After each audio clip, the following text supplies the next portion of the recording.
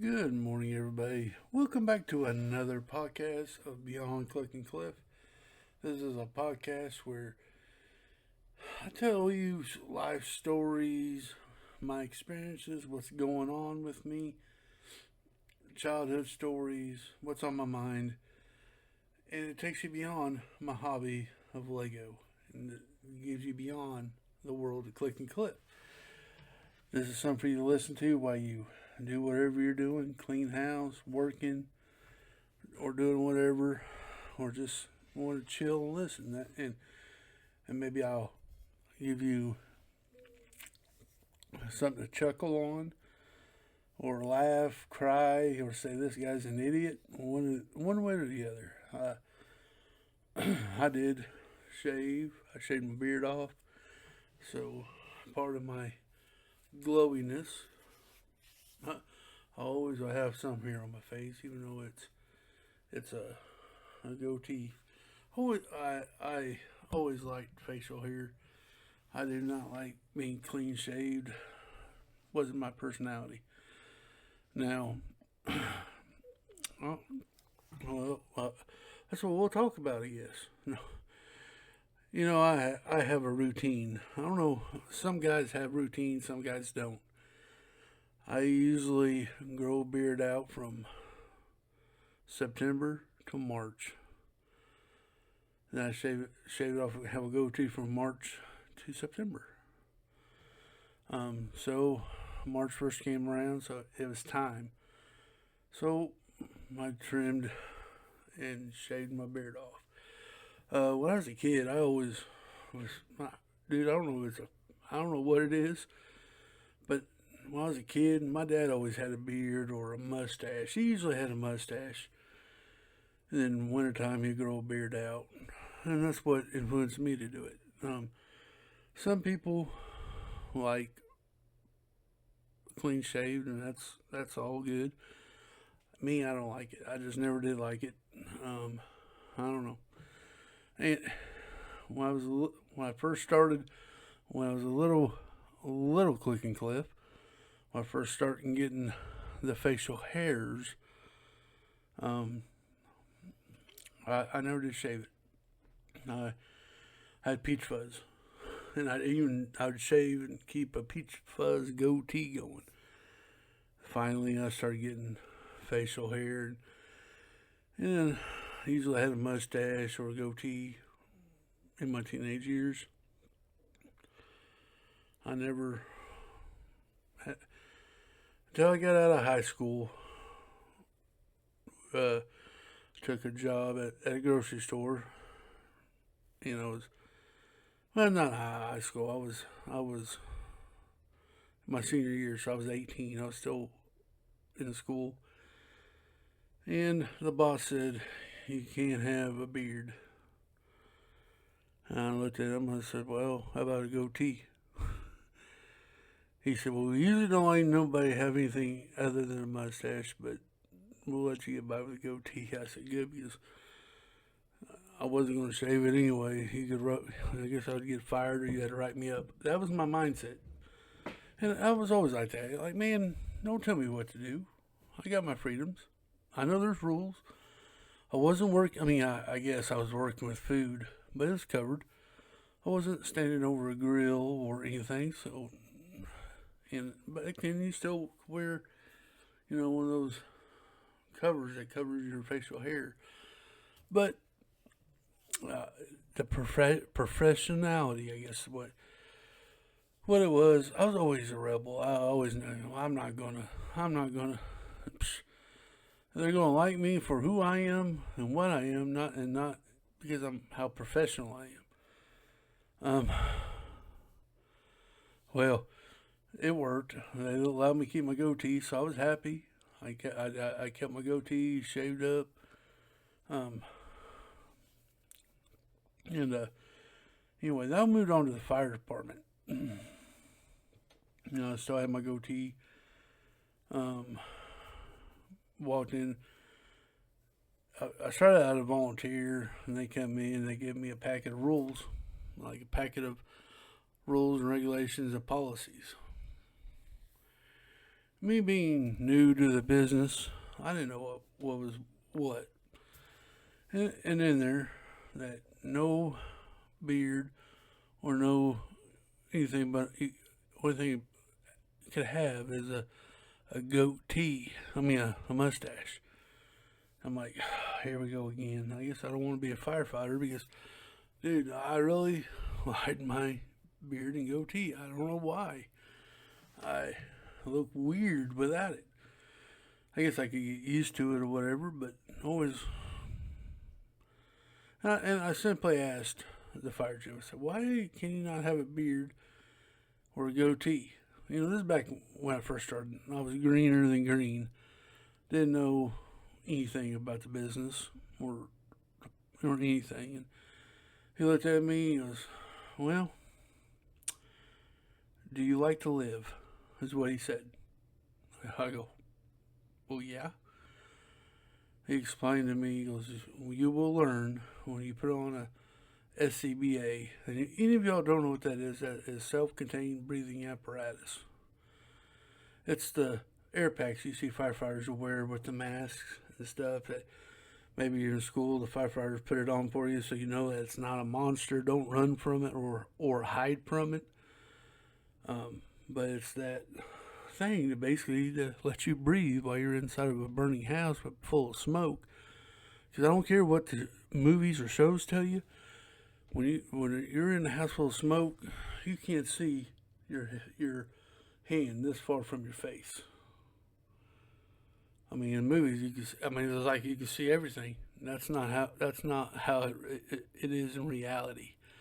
So, but you gotta have a seal around your face with a mask, and if you don't have a seal, you're letting all that carbon monoxide and the gases from the fire, smoke, get in, and you could suffocate and die.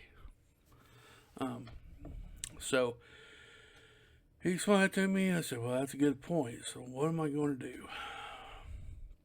Well, when you're a volunteer, you can't enter houses until you got on the fire department full time. You had to go through training. You had to go through schooling. You got to get your fire basic, fire 1, 2, and all these training. You had to go to school to get further educated so you know what to do in these cases. So I did it. I shaved my goatee off and I just kept the mustache, which I got used to. I mean, I was looking like I was from the 70s, you know, the bon wow wow kind of phase, you know.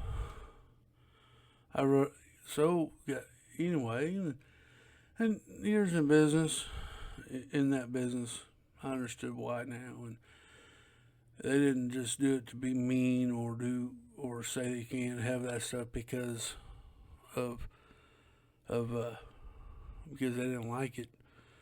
It's for your safety, and of course they throw that professionalism in there too, which I don't agree with that necessarily.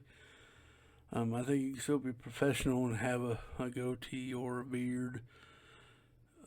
You know, I still think you can be professional, but that profession is like the military. And if y'all didn't know, the fire department is how their actions, their dress code, and everything, all their professionalism is based from the military. That's why you see in firefighters in most of the parades they have a uniform on.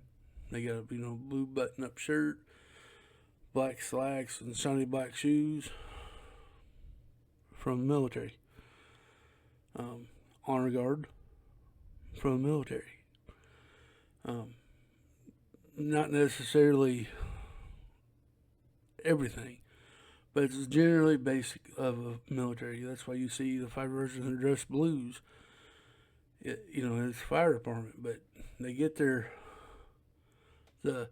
aspect and some of the stuff from the military. You know how the military marches, that and when you see them, they're in their nice gear and stuff, or nice clothes. Fire department had that exact same thing. We had our on-duty dress code, and that usually involved we can get those EMT pants or their BDU pants. They're blue or black, and you could have a fire department T-shirt, and you could wear a hat that had to have fire department on it. That was the in station. We're not really dealing with the public. Just in the station working and going fires. That was the dress code. And then if we had to do public ed, like go to school, put on a presentation, parade, anything that we had when we were in public with the public of the town, we were in we call it Class B, where it's the light blue button-up shirt with a tie, collar brass badge, slacks, and shiny black shoes. Anything to do with the public. Now, anything dealing with government, funerals, we have our Class A's, and that's where you wear the Class B over it, but we have a jacket, we have a special uniform hat, the bell hats that has a little badge up here, and white gloves, shiny shoes, slacks. We have to wear to that stuff. But usually, in the facial hair, you had to trim. Until you became an officer, then you had to wear your Class B's all day long, and not the Class C or the station stuff. The firefighters and stuff get to wear that. The officers had to wear the tie, and I hated it.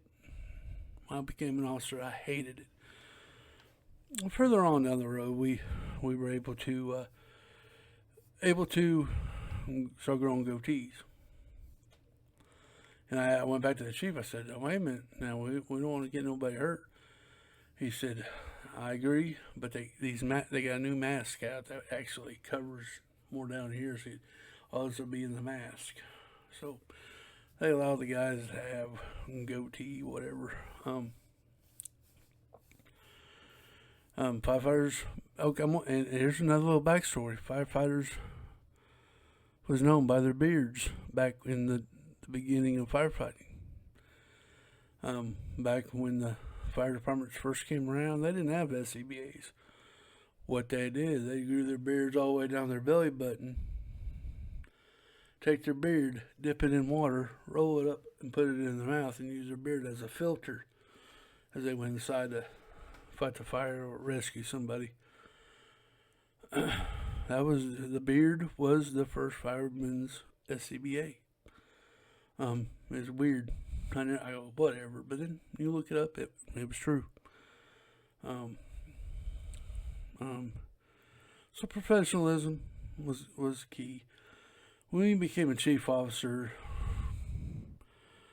they don't do nothing but stand outside and tell other people what to do. They don't go inside the buildings anymore.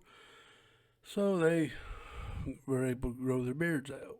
But they had to be professional. They couldn't be, the mountain man. It had to be trimmed and short, kind of like how my goatee is. Not much longer. We can brush it and keep it professional. But that's how it was. And a lot of times people will try to grow a goatee and stop it right here where they can still get their SCBA on. But,